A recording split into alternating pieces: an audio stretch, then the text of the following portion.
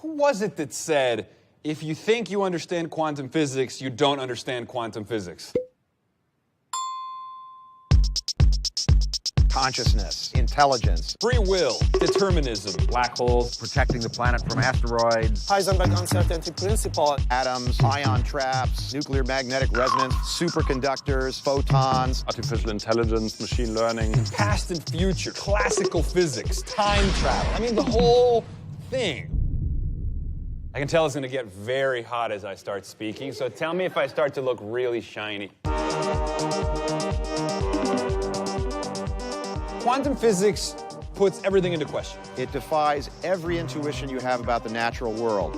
Quantum is a very strange regime of physics. Things can exist in this state of superposition where they could be like ghosting on each other, where they could be this and that at the same time. Entanglement. Quantum entanglement. Two objects, if they're quantum mechanically entangled, are still strongly related to each other, even though they can be a vast distance apart.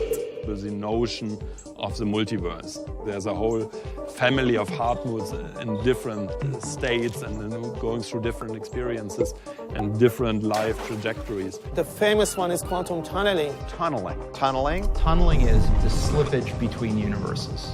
For a long time, people thought those effects only existed in the microscopic domain. Like atoms, electrons, photons.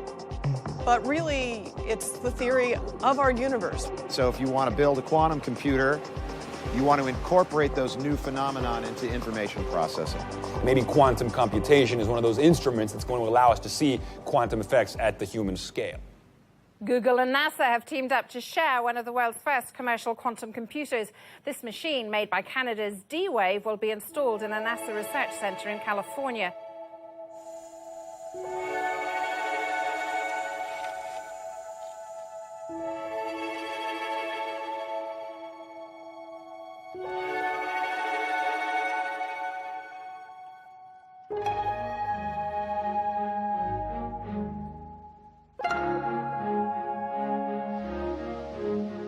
This is the inside of one of our dilution refrigerators.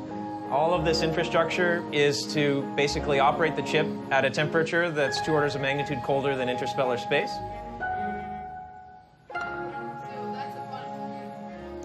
The processor is a quantum computer.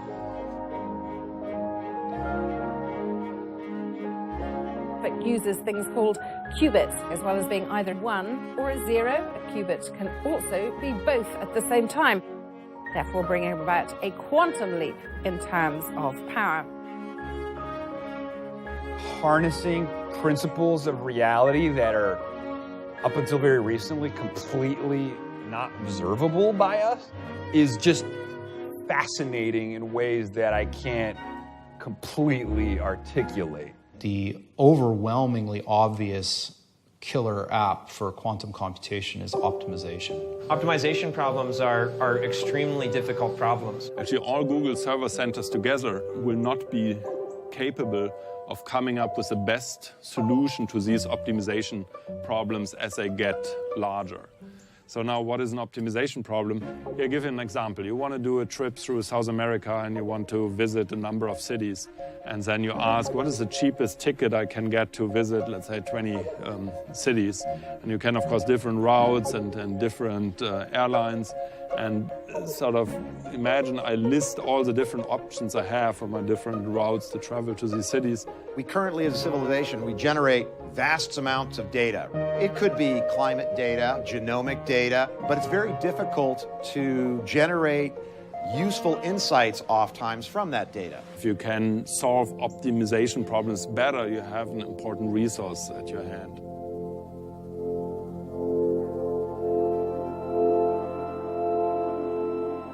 I think at least it teaches us that we shouldn't be naive about our world, that we shouldn't think about the world as a simple machine.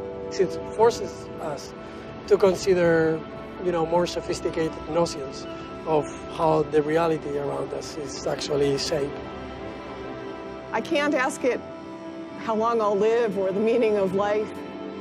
Really, we don't know what the best questions are to ask that computer. That's exactly what we're trying to understand now. To me, the most important question is, are we alone? And I have a feeling that quantum computers, as they mature, are going to help us answer that question.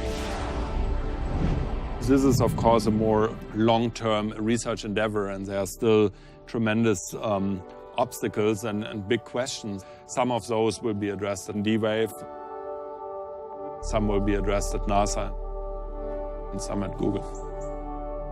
I wasn't sure I would be able to experiment with a quantum computational device in my lifetime, and now I'm confident that I will be able to. How amazing it is that we, with our monkey heritage and monkey brains and monkey fingers, have somehow lucked into a brain that allows us to ask legitimate questions about the nature of physical reality. That's so cool. It's that human risk to go forth into that unknown frontier. Whether it's space exploration or quantum exploration, we do it because we must. We do it because that's what it means to be human.